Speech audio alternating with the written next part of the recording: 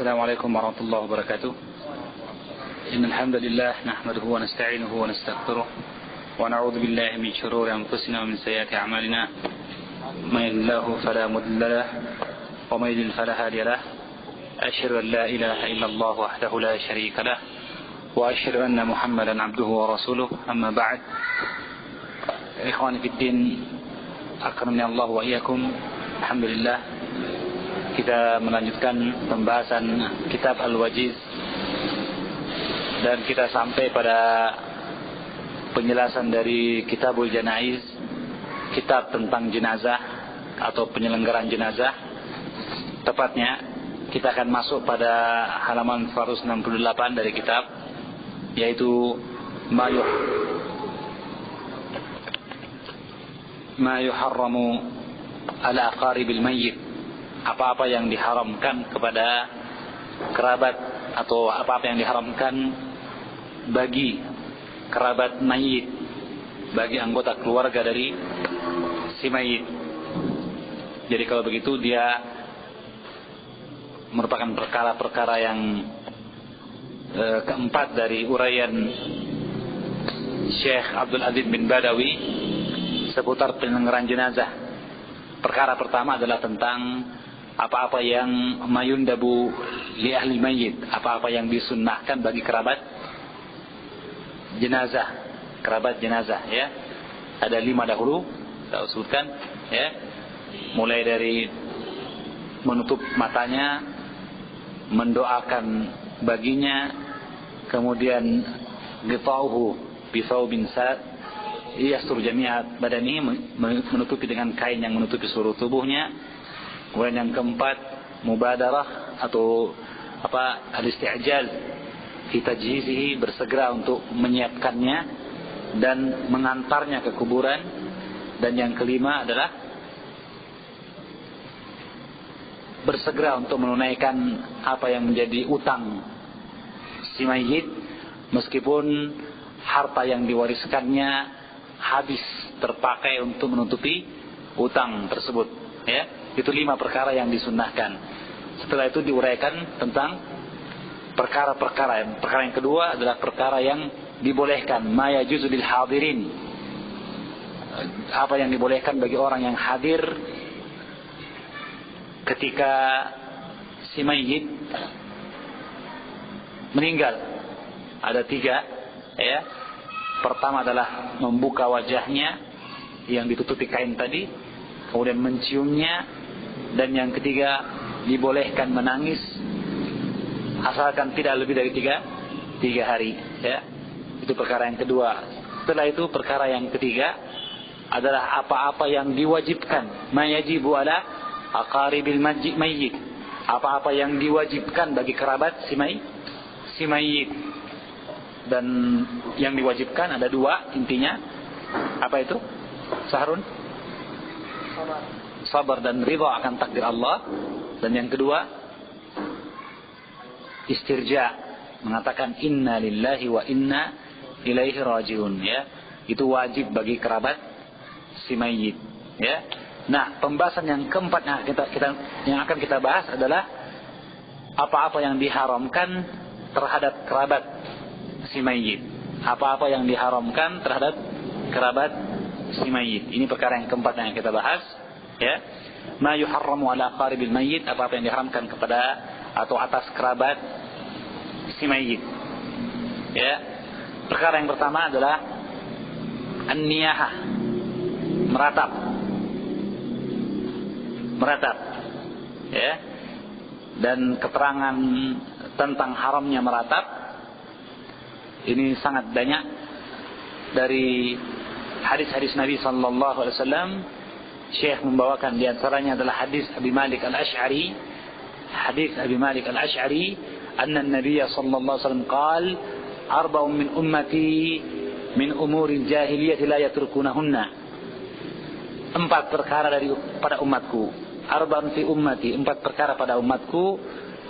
Min amril jahiliyah atau min umuril jahiliyah, dari perkara jahiliyah, la yatrukuhunna, yang tidaklah umatku akan meninggalkannya.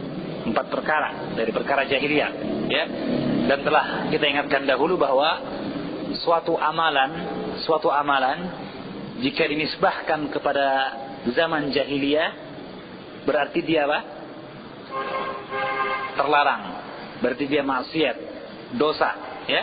Jika dikatakan itu adalah perkara jahiliyah. Seperti dalam ayat wala tabarrujna tabarrujal jahiliyatil ula. Ya. Seperti juga dalam surah apa? Ya, hamiyatal jahiliyah. Al-Fath, ya. Maka itu menunjukkan perkara tersebut dilarang, hamiyah, asabiyah, fanatisme karena golongan, kelompok atau suku, ya. Demikian pula bersolek dengan solek jahiliyah, ya. Maka kalau begitu perkara tersebut haram, ya. Demikian pula di sini. Kata Nabi, arbaun fi ummati, 4 perkara pada umatku. Min umuril jahiliyah, dari perkara jahiliyah la yatrukuhunna, yang lain la yada'uhunna, ya. Tidak mereka tinggalkan. Al-awwal, yang pertama kata Nabi, al-fakhru bil ansab, al-fakhru bil ahsab, wat-ta'nu bil ansab, at-ta'nu fil ansab, wal istisqa'u bin nujum wan niyahah. Kata Nabi, yang pertama adalah al-fakhru bil ansab, yaitu membanggakan nasab, keturunan. Yang kedua at-ta'nu bil ahsab, atau al-fakhru bil ahsab, Yang pertama al-fakhru bil ahsab, membanggakan kedudukan. Yang kedua at-ta'nu bil ansab, menuduh atau mengejek, mencela keturunan. Wal istisqa'u bin nujum, kemudian mengatakan hujan turun karena bintang ini, karena bintang itu, mutirna binau'i kada wa kada, ini hujan karena sudah, atau karena bintang ini bintang itu, ya. Istisqa' bin nujum, meminta hujan dengan bintang. Dan yang terakhir an-niyahah, yang keempat an-niyahah. Wa qala, dan Nabi bersabda, wan naihatu an-naihatu idza lam tatub qabla mautiha tuqamu yawmal qiyamati wa 'alayha sirbalun min qatiranin wa dir'un min jarabin. Kemudian Nabi bersabda bahwa an-naihah, wanita yang meratap, wanita yang meratap. Baik, disebutkan di sini wanita. Walaupun kita tahu bahwa meratap pun juga ada pada laki-laki, dan bahwa meratap itu terlarang meskipun dari laki-laki. An-niyahah, ya. Tetapi Nabi menyebutkan an-naihah dalam bentuk muannas, wanita yang meratap. Mengapa?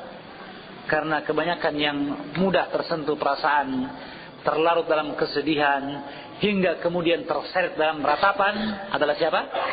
Para wanita. Kebanyakan dari mereka adalah wanita, ya. Walaupun itu bukan berarti bahwa hanya wanita yang diancam dengan ancaman ini. Tidak, ya.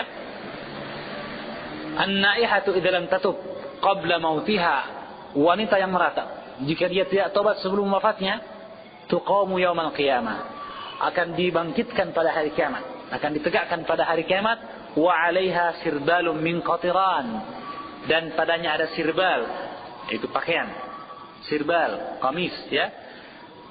Min qatiran, dari ter, aspal.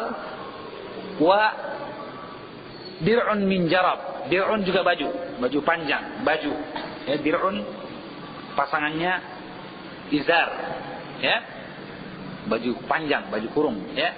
Wa dir'un min jarabin, dan baju dari jarab. Jarab apa? Kudis, gatal. Jarab, ya. Ajrab, itu hewan yang kena penyakit gatal. Artinya bahwa gatal itu akan meliputi seluruh tubuhnya, ya. Gatal itu akan meliputi seluruh tubuhnya. Na'udzubillahi min dzalik, ya. Dan ini menunjukkan kepada kita bahwa perkara gatal ini pun adalah satu bentuk cobaan dan ujian pada seseorang, dan boleh jadi juga merupakan bentuk adab. Na'udzubillahi min dzalik, ya. Dan bahwasanya orang yang melaksanakan bentuk niyahah ini, meratap ini, diancam dengan 2 bentuk siksa. Yang pertama baju dari aspal, dan yang kedua baju dari penyakit gatal itu tadi, ya. Yang gatal yang meliputi seluruh tubuhnya. Na'udzubillahi min dzalik, ya. Hadisnya sahih riwayat Muslim dan disahihkan oleh Syekh Al-Albani dalam silsilah hadis sahihah.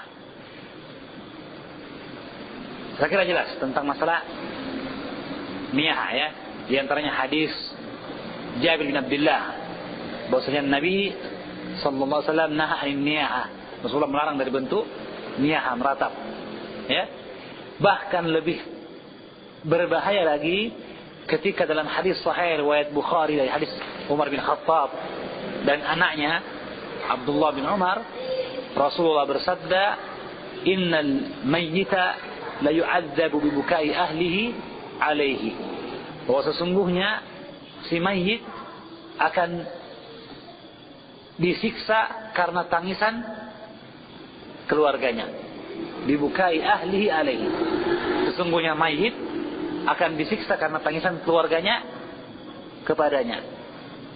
Tentu saja tangisan yang dimaksud bukanlah tangisan yang seperti disebutkan dalam hadis Ja'far bin, atau dalam hadis kejadian dalam kisahnya Ja'far bin Abdul Muttalib ketika Nabi mengizinkan keluarga Ja'far untuk menangisi kematian Ja'far tiga hari, dan pada hari ketiga Nabi mengatakan la tabkun ba'dal yaum, ya, tidak boleh kalian menangis lagi setelah hari ini, ya. Ini bukan itu yang dimaksud, yang diancam ini. Yang diancam dengan siksaan bagi mayit yang ditangisi oleh keluarganya ditafsirkan atau dijelaskan dalam riwayat yang lain bahwa apa, innal mayita la yu'adzabu bima niha alaihi. Sesungguhnya si mayit itu akan disiksa dengan apa yang ia diratapi atasnya, bima niha alaihi. Maka menunjukkan bahwa dia adalah bentuk niyah. Menangis yang dilarang adalah menangis dalam bentuk ratapan, ya, yaitu syiddatul haul, ya, yaitu apa, tangis yang histeris, ya, yang disertai dengan ucapan-ucapan yang menunjukkan ketidaksabaran akan takdir Allah, ketidakridhaan akan apa yang terjadi dari musibah, ya. Baik. Jadi kemudian Al-Hafidz Ibnu Hajar Al-Asqalani, demikian pula Imam An-Nawawi rahimahullah taala menjelaskan maksud dari hadis si mayit disiksa karena tangisan keluarganya. Sudah pernah kita singgung kalau tidak salah, itu bahwa tangisan yang dimaksud adalah meratap, kemudian bahwa mayit yang disiksa adalah mayit yang tidak mewasiatkan keluarganya untuk tidak meratap, padahal keluarganya sudah terbiasa dengan bentuk ratapan, ya, dan dia tidak melarangnya, ya. Atau bahwa yang disiksa adalah mayit yang justru berwasiat kepada kerabatnya, jika saya wafat nanti buatlah acara begini dan begitu, dan panggillah para wanita untuk menangis dan berteriak menjerit-jerit, serius, ya. Karena adalah dahulu ada orang-orang sewaan yang disewa khusus untuk menjerit-jerit, ya, untuk menangis, ya, selama berhari-hari, ya. Semakin banyak yang menangisi, semakin dianggap dia adalah orang yang baik, yang soleh, sehingga berpisah dengannya merupakan bentuk kesedihan yang sangat, ya. Ingat, maka orang ini yang dimaksud dengan hadis tersebut, yang tidak mengingatkan keluarganya untuk meninggalkan perkara meratap untuk dirinya, padahal ratapan adalah kebiasaan dalam keluarganya atau kebiasaan dalam masyarakatnya. Dan yang kedua, yang justru berwasiat agar diratapi, ya. Adapun yang telah mengingatkan keluarganya tetapi masih diratapi, atau bahwa sama sekali dia tidak pernah berwasiat dan kemudian keluarganya pun bukanlah kebiasaan mereka seperti itu, ya, hanya kemudian karena ada provokasi, ya, ada yang bilang kamu itu masa harta warisan begitu banyak tidak dibuat acara seperti ini seperti itu, ya? Kamu hanya mau cari warisannya saja. Maka akhirnya karena tidak enak dengan perkataan tetangga, dia buat acara ratapan seperti itu. Maka ini orang yang seperti ini, si mayitnya tidak disiksa. Kenapa? Karena apa yang timbul dari ratapan terjadi di luar kemampuannya. Dan disinilah diterapkan firman Allah Subhanahu wa taala, wa an laisa lil insani illa ma sa'a, alla taziru waziratun wizra ukhra, ya. Tidaklah taziru waziratun, tidaklah berdosa orang yang berdosa dengan menanggung dosa orang yang lainnya, tidak ada, ya. Wallahu a'lamu bissawab. Baik, ya. Ini perkara pertama, an-niyahah. Perkara yang kedua dan ketiga, dia bentuk dari niyahah. Bentuk dari niyahah, ya. Apa itu? Darbul khudud wa syaqqul juyub, ya. Darbul khudud, khudud jamu khat, yaitu pipi, ya. Dan juyub adalah fathatul jaib atau fathatul as-thawb, ya, bagian yang terbuka dari pakaian. Ini jaib, ya, bukan kantong sebenarnya, ya, bukan, tapi dia adalah ini tempat keluarnya, namanya jaib. Syaqqul juyub itu apa? Adalah kebiasaan jahiliyah, jika ada yang meninggal maka mereka memukul pipi. Ya wailahu, ya wailahu, duhai kasihan, ya. Kemudian setelah itu juga atau kadang merobek-robek baju, ya, itu jaib, syaqqul juyub, ya. Dan ini pun terlarang. Kenapa? Dengan hadis Abdullah bin Mas'ud radhiyallahu ta'ala anhu, sahih Bukhari Muslim, di mana Nabi bersabda, "Laisa minna man daraba al-khudud wa syaqqa al-juyub wa da'a bid'awa al-jahiliyah." Bukanlah dari golongan kami man latama al-khudud, man daraba al-khudud, dan yang lain. Bukanlah dari golongan kami orang yang memukul pipinya, wa syaqqa al-juyub, dan merobek bajunya, wa da'a, dan berdoa bid'awal jahiliyah, dengan doa jahiliyah, atau berseru dengan seruan jahiliyah. Baik, ya. Hadisnya tegas tentang larangan. Jadi dakwah jahiliyah ini ada dua maksud, ya, ada dua makna. Dakwah jahiliyah dalam arti bahwa dia adalah doa jahiliyah, ya, yaitu perkataan seseorang dalam bentuk doa yang dia adalah doa jahiliyah, ya. Doa yang ada padanya bentuk tahassur, ya, keputusasaan akan takdir Allah, ya, dan bentuk-bentuk yang lainnya, ya. Dan yang kedua adalah seruan jahiliyah, yaitu asabiyah, fanatisme, ya. Baik. Kemudian yang keempat, yang terlarang, yang diharamkan adalah halqus sya'ri, yaitu menggundul rambut, ya. Adapun dalilnya adalah hadis muttafaq alaihi dari hadis Abi Burdah al-Aslami, Abi Burdah bin Abi Musa qala, dari Abi Burdah bin Abi Musa al-Ash'ari qala, waja'a Abu Musa waj'an faghashiya alaihi wa ra'suhu fi hijr imra'atin min ahlihi fasahat imra'atun min ahlihi falam yastati an yarudda 'alaiha syai'an. Dari Abu Burdah bin Abi Musa, ia bercerita tentang kejadian ketika akan wafatnya Abi Musa al-Ash'ari. Kata beliau, waja'a Abu Musa al-Ash'ari waj'an, Abu Musa mengalami sakit yang keras, faghashiya alaihi, hingga dia pingsan, ughmi alaihi, ghashiya alaihi, ya, sampai dia tidak sadarkan diri. Wa ra'suhu fi hijri ahlihi, sedangkan imra'atan min ahli, sedangkan kepalanya berada di hijr, pangkuan salah seorang di antara istrinya atau di antara keluarganya. Fasat imra'atun min ahli, maka tiba-tiba seorang di antara istrinya menjerit, fasahat, ya, ketika melihat keadaan Abu Musa yang disangka telah wafat. Falam yastati an yarudda 'alaiha syai'an, maka Abu Musa tidak mampu membalas atau menjawab, artinya menegur maksudnya, ya, menegur wanita tersebut sedikit pun. Maka tatkala beliau sadar siuman, qala, ia berkata, ana bari'um mimman bari'a minhu Rasulullah sallallahu alaihi wasallam fa inna Rasulullah sallallahu alaihi wasallam bari'a minas saliqati wal haliqati wasyaqati. Aku berlepas diri, kata beliau, dari apa yang Rasulullah berlepas diri darinya. Sesungguhnya Nabi berlepas diri dari saliqah. Saliqah itu wanita yang berteriak. Yang berteriak, yang menangis dengan teriakan histeris, ya, saliqah. Wal haliqah, dan wanita yang mencukur rambutnya. Wasyaqah, dan wanita yang merobek bajunya.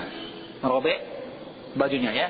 Ini semua adalah bentuk tahassur, bentuk menyesali takdir, dan bentuk meratap yang terlarang, ya. Apa tadi? Saliqah, wanita yang menangis dengan tangisan yang histeris, allati tabki bukaan syadida, ya. Dan yang kedua al-haliqah, yang mencukur rambutnya, dan yang ketiga asyaqah. Baik.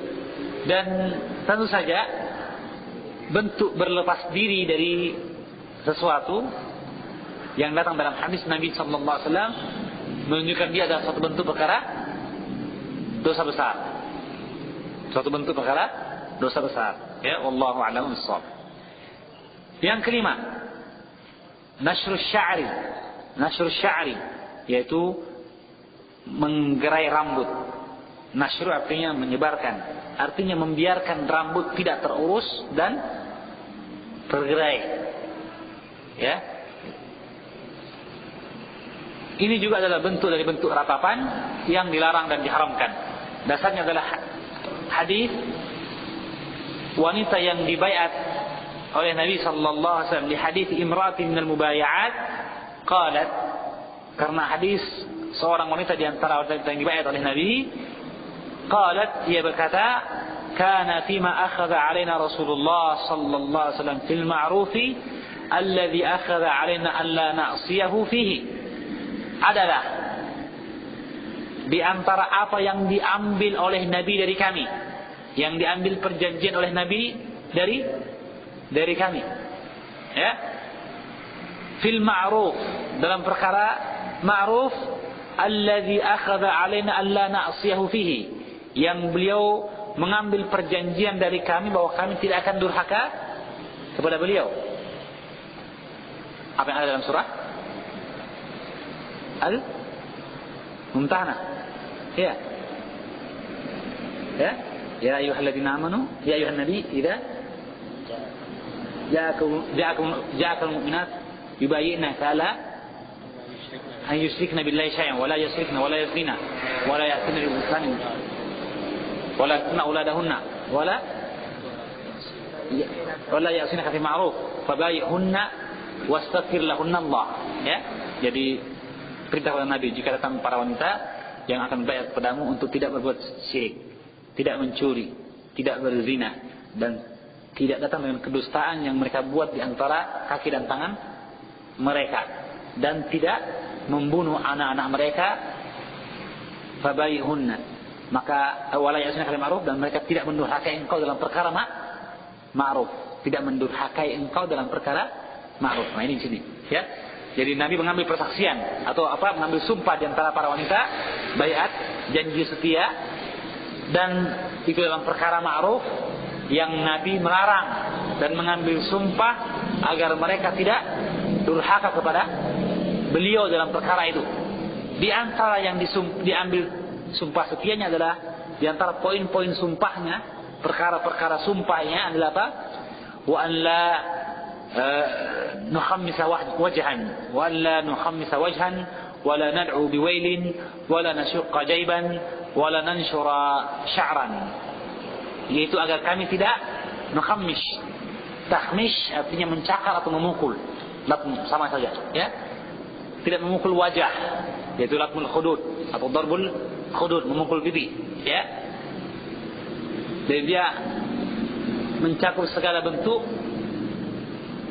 memukul wajah, ya, baik dengan menempeleng, latmun atau darb atau mukul atau takhmish, Ya. Wala nad'u biwailin, dan tidak boleh berdoa dengan wail, celaka. Perkataan orang, waduh celaka mas saya, mati nih suamiku misalnya, ya. Maka itu doa biwail, tidak boleh. Kenapa? Telah berlalu keterangan ketika Nabi mengatakan, fa inna al malaika tu'minuna ma taqulun, karena malaikat akan mengaminkan apa yang kita ucapkan, ya kan? Ya. Adapun kematian seseorang itu bukan pertanda kecelakaan bagi orang lain, ya kan? Tidak. Dia adalah takdir yang ditakdirkan Allah, wa kullu nafsin dha'iqatul maut, dan setiap jiwa pasti akan mati, ya. Tetapi ketika dia mengatakan aduh celaka, wail, al-wail li fulan, wail li, dan sebagainya, maka dikhawatirkan akan terkabulkan apa yang diucapkannya karena aminnya para malaikat. Akhirnya kecelakaan menimpa dia. Ya, maka tidak boleh ad-du'a bil wail wala nad'u bil wailin. Dan agar kita tidak berdoa dengan kecelakaan, wala nasyuqqu jaiban, tidak merobek baju, wala nanshuru sya'ran, dan tidak membiarkan menggerai rambut. Menggerai rambut, ya. Hadis yang sahih riwayat Abu Daud. Baik. Sekali lagi kita ingatkan ikhwan fillah, pada poin yang keempat tadi, ya, saliqah, haliqah, wasyaqah, lihat dia bentuk muannas, ya, bentuk muannas, perempuan. Juga pada perkara yang kelima ini, itu Nabi mengambil baiat dari para wanita, ya.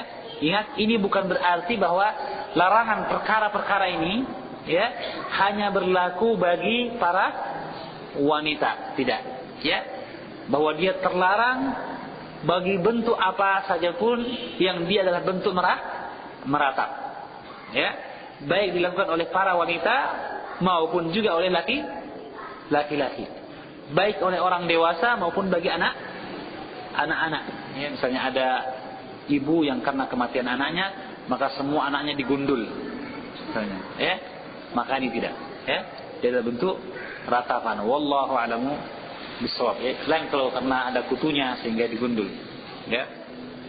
Baik, ini perkara yang keempat, dan saya kira jelas, ya. Perkara yang keempat intinya ada 5 perkara yang diharamkan: an-niyahah, kemudian memukul pipi, merobek baju, kemudian menggundul rambut, dan yang kelima membiarkan rambut acak-acakan, mencur, ya, dibiarkan tergerai, tidak terurus, ya, tidak boleh. Baik, perkara yang kelima di antara pokok-pokok yang disebutkan oleh Syekh adalah ma yajibu lil mayyit, apa-apa yang diwajibkan terhadap jenazah atau bagi jenazah, ya. Jadi semua perkara yang sebelumnya tadi adalah apa yang diharamkan, apa yang disunnahkan, dan apa yang diwajibkan bagi kerabat si mayit.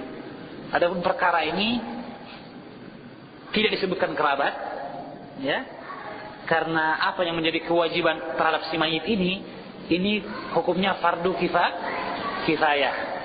Jadi bukan hanya untuk kerabat si mayit, ya, bahwa seandainya kerabat si mayit tidak melaksanakan mereka, tidak menyelenggarakan jenazah, maka wajib bagi kaum muslimin yang ada di antara mereka, di kampung mereka, untuk menyelenggarakan jenazah tersebut. Menyelenggarakan jenazah tersebut itu hukumnya fardu kifayah. Karena itu Syekh tidak menyebutkan di sini dia adalah perkara yang diwajibkan kepada kerabat, tidak. Dia adalah hanyalah apa? Ma yajibu lil mayyit, apa yang diwajibkan kepada si mayyit atau untuk si mayyit, ya, diwajibkan lil mayyit, diwajibkan kepada si mayyit. Ingat, ini bukan berarti bahwa mayitnya mukallaf, bahwa mayitnya terbebani tanggung jawab, bukan, ya. Kewajiban itu berlaku kepada kaum muslimin secara umum, ya, bahwa si mayyit wajib, karena dia mayyit, seorang muslim, wajib untuk dilakukan baginya perkara-perkara yang berikut ini. Dan perkara tersebut ada 4. Ada 4. Yang pertama, Kata Syekh, wa yajibu lil mayyiti ala man hadarahu min ahlihi aw ghairihim arba'atu umurin, dan diwajibkan bagi si mayit terhadap orang-orang yang hadir dari kerabatnya atau yang lainnya dari kaum muslimin. Jadi kewajiban itu pada mereka, bukan kepada si mayit. Tapi kaitannya karena adanya mayit muslim itu, maka dia wajib. 4 perkara, arba'atu umurin. Yang pertama ghusluhu, memandikan. Wa takfinuhu, mengkafaninya. Wa as-salatu alaihi, dan mensalatkannya. Wa tadfinuhu, dan menguburkannya. Pertama, memandikan. Kedua, mengkafani. Ketiga, mensalatkan. Dan keempat, menguburkan.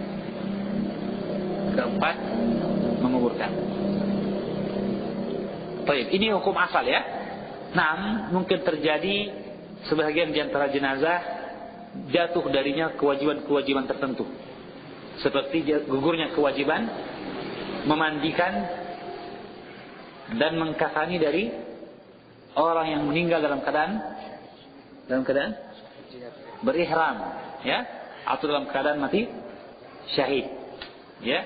Maka mereka tidak dikafani, dikuburkan dengan bajunya, dan juga tidak dimandikan, karena darahnya akan tetap mengeluarkan bau kesturi ketika dia akan dibangkitkan nanti di hari kiamat, ya kan?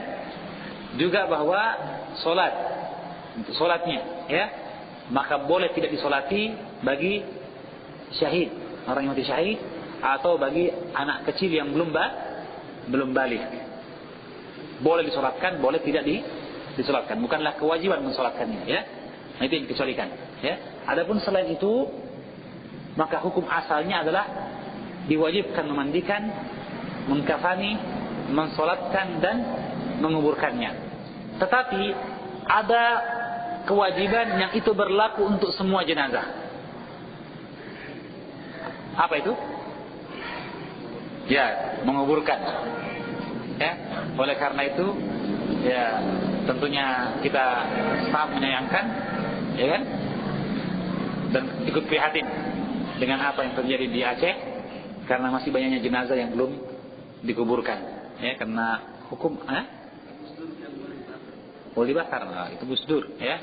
Kalau Rasulullah melarang dan mengatakan la yu'adzabu bin nari illa rabbun nar, ya. Ya. Dia tidak boleh dibakar, dia harus diangkat, dikuburkan, ya. Itu yang benar, ya. Dan tidak boleh dibakar. Kalau dia bilang, tapi kan dia sudah meninggal, dibakar atau dikuburkan tidak ada bedanya, bahkan mungkin lebih baik dibakar, lebih aman, lebih musnah penyakitnya dan sebagainya, maka dikatakan bahwa sesungguhnya justru Ibnu Abbas mengingkari perbuatan Ali bin Abi Thalib yang membakar kelompok Sabaiyah, pengikut Abdullah bin Saba, yang menjadikan Ali sebagai ilah dan sujud kepada Ali. Maka Nabi memerintahkan Kimbar, panglima perangnya, untuk menangkap mereka dan kemudian membunuh mereka. Dan setelah terbunuh, Ali bin Abi Thalib membakar mereka. Maka Ibnu Abbas menegur dan mengatakan, sampaikan kepada Ali, seandainya ia bertemu denganku, tidak dia akan melakukannya. Maka diriwayatkan dalam riwayat yang sahih bahwa Ali bin Abi Thalib rujuk dan menyesal dengan perbuatannya membakar jenazah dari orang-orang Sabaiyah itu tadi. Ini sudah mati, bukan ketika masih hidup dibakar. Enggak, ya. Wallahu a'lam bishawab. Dan di antara dalil yang dipakai oleh Ibnu Abbas adalah hadis Nabi, la yu'adzabu bin nari illa rabbun nar. Tidaklah menyiksa dengan api kecuali pemilik api, itu Allah Subhanahu wa taala. Wallahu a'lam bishawab. Jam berapa Isya? Kayaknya. Ada pertanyaan? Ya. Kalau jasadnya hancur, maka kalian tidak memungkinkan untuk dimandikan, ya. Maka untuk kalian seperti ini sah, boleh. Sebab kalau dimandikan susahnya luar biasa, ya. Dan boleh jadi tidak ada yang tega memandikannya, ya. Kalau ada yang memandikan 1 tahun tidak bisa makan daging, ya, bukan main, ya. Tapi ya bagaimanapun keadaan ini berlaku keadaan darurat, ya. Hukum asal bahwa dia dimandikan, dikafani. Adapun jika dia yantafih, mayit jenazahnya sudah membengkak, jika dimandikan akan pecah meletus dan yang lainnya, maka dalam keadaan seperti ini boleh jenazah tidak dimandikan, cukup dengan dibungkus, dikafani, kemudian dikuburkan. Wallahu a'lam bishawab. Ya, dengan disemprotkan padanya minyak wangi, ya, atau pembunuh kuman tidak masalah. Pembunuh kuman ataupun minyak wangi tidak mengapa, ya. Kalau ada yang tanya bagaimana hukumnya menyemprot pembunuh kuman, disinfektan, sah. Karena bukankah dalam memandikan jenazah digunakan kapur barus. Dan diantara faedah kapur barus yang disebutkan oleh para ulama dalam kitab fikih mereka adalah bahwa dia punya sifat desinfektan, membasmi kuman-kuman. Ya, oleh karena itu boleh jenazah yang ditemukan disemprot dulu. Ya, kemudian setelah itu dibungkus kafan, kemudian langsung dikuburkan. Wallahu a'lam bishawab. Baik, kalau tidak ada kita lanjutkan saja dulu apa yang mungkin kita bahas dari pembahasan pertama, yaitu apa yang diwajibkan terhadap kaum muslimin berkaitan dengan si mayit. Yang pertama adalah apa? Memandikan. Dan yang pertama dalam masalah memandikan adalah dalil tentang wajibnya memandikan ini. Ada dua dalil, ya. Saya mengatakan wa wujubuhu ma'khudun min amri Nabi sallallahu alaihi wasallam bihi fi ghairi ma haditsin. Dan kewajiban memandikan jenazah diambil dari perintah Nabi fi ghairi ma haditsin, yang tidak hanya dalam satu hadis, hanya dalam beberapa hadis. Ya, kita dapatkan keterangan di mana Nabi merintahkan hal tersebut. Di antaranya adalah hadis Ibnu Abbas tentang seorang sahabat yang dalam keadaan ihram, fawaqasathu naqatuhu, namun kemudian dia dilemparkan oleh ontanya hingga patah lehernya.